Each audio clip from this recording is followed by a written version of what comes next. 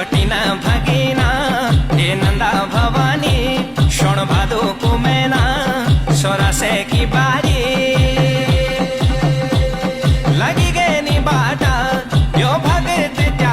तो हेलो दोस्तों, good evening, Radhe Radhe. कैसे हैं आप लोग? स्वागत करती हूँ अपने YouTube channel Nikhil mom blog में।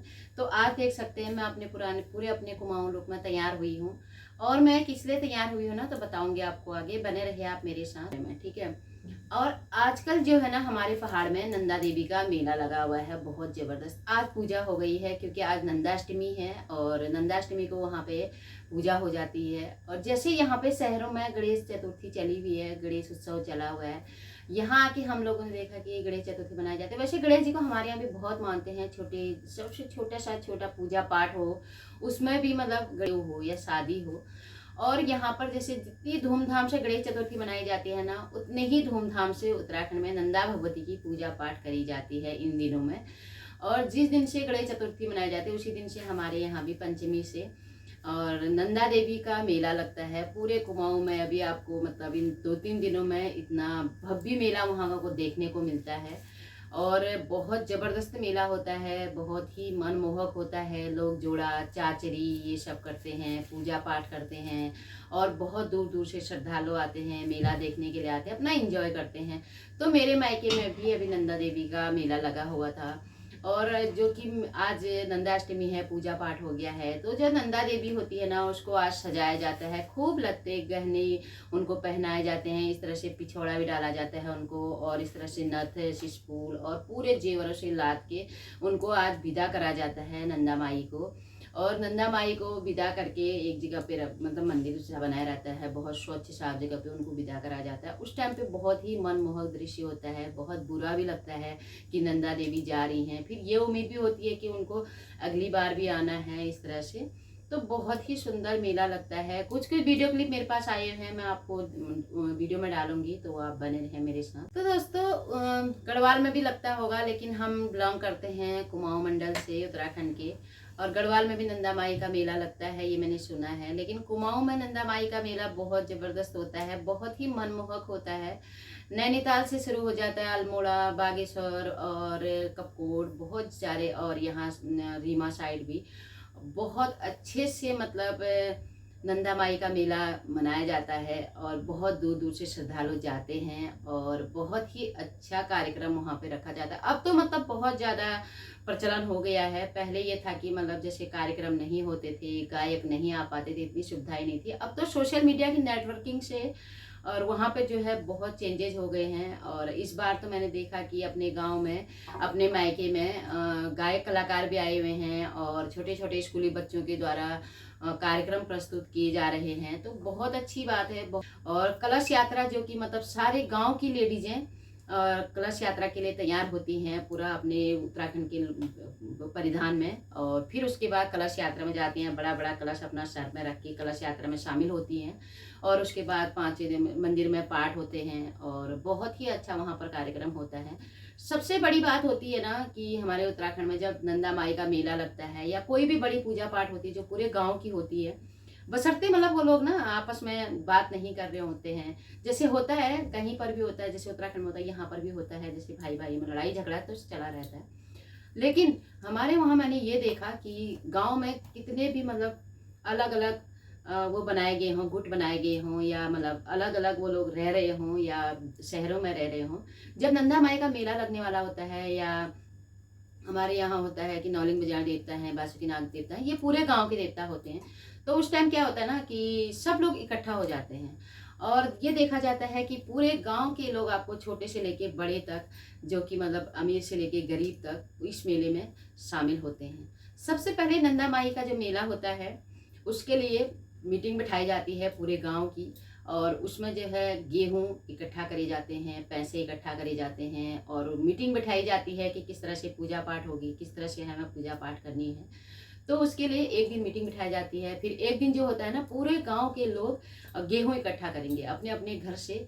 और खेत के हैं तो खेत के, नहीं तो आज के डेट में तो कोई कर नहीं रहा है, तो गेहूं इकट्ठा होते हैं। फिर उनको साफ सफाई करके उनको पिसवाया जाता है अपनी शुद्ध तरीके से, फिर उनको इकट्ठा करा जाता है।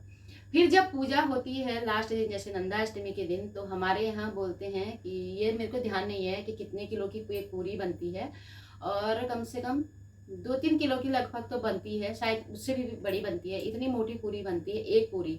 तो गांव के जितने मेंबर होते हैं, जितने घर होते हैं, और उनको प्रसाद के तौर पर एक पूरी मिलती है। और जितने भी गांव की बेटियां होती हैं ससुराल वाली, और उन सबको मेले में बुलाया जाता है। जैसे मेरी मम्मी लोग जो हैं हमारे घर की बेटियों को अपनी तरफ से इनवाइट करेंगे, ताऊ जी लोग जो हैं अपनी बेटियों को इनवाइट करेंगे अपनी तरफ से, और गांव के जितने और ताऊ ताई लोग हैं वो अपनी बेटियों को अपनी तरफ से इनवाइट करेंगे। इस तरह से सारी बेटियां भी इकट्ठी होती हैं और इस बहाने अपने मायके में आती हैं, इस मेले को एंजॉय करती हैं। और हम चाहते कि भगवती माता नंदा माई की कृपा आप सभी पर भी बने रहे। और ये सब हमारे वहाँ होता है। और आज जो है नंदाष्टमी है, आज पूजा हो गई है। और आप कभी अगर आपको मौका मिलता है ना इन दिनों में, तो आप ज़रूर जाएं उत्तराखंड में।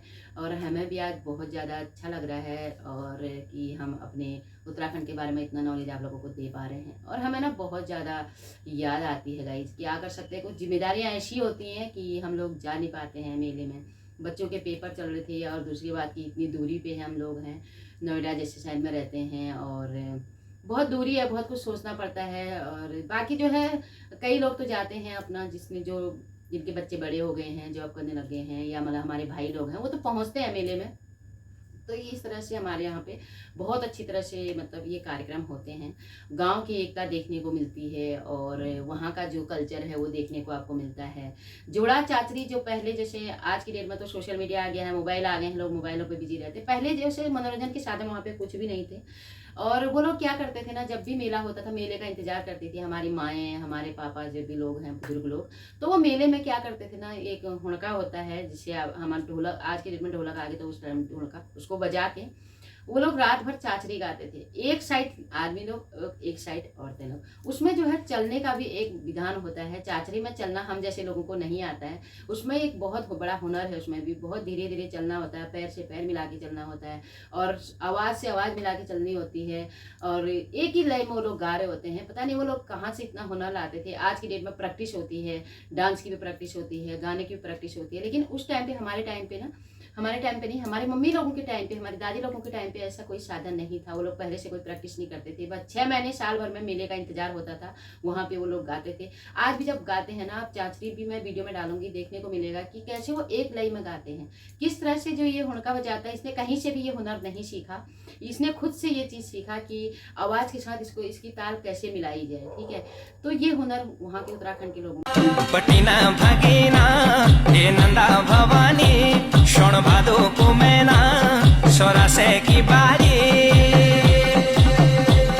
लगी गए नी बाटा, यो भगत प्यारा, यो बाजा भंकोरा, सब प्यारा द्वारा, हे नंदा हे गोरा।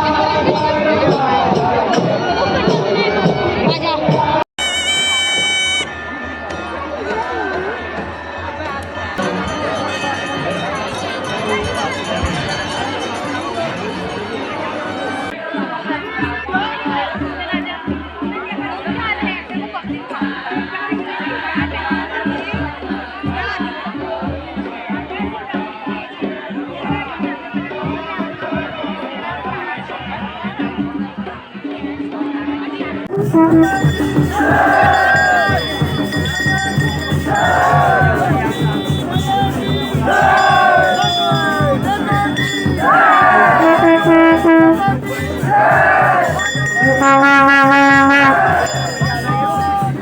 दोस्तों देख सकते हैं इतनी बड़ी बड़ी पूरियाँ बनती हैं और ये प्रसाद के रूप में फिर सबको दी जाती हैं। एक पूरी का ही वेट 2-3 किलो करीबन होता है।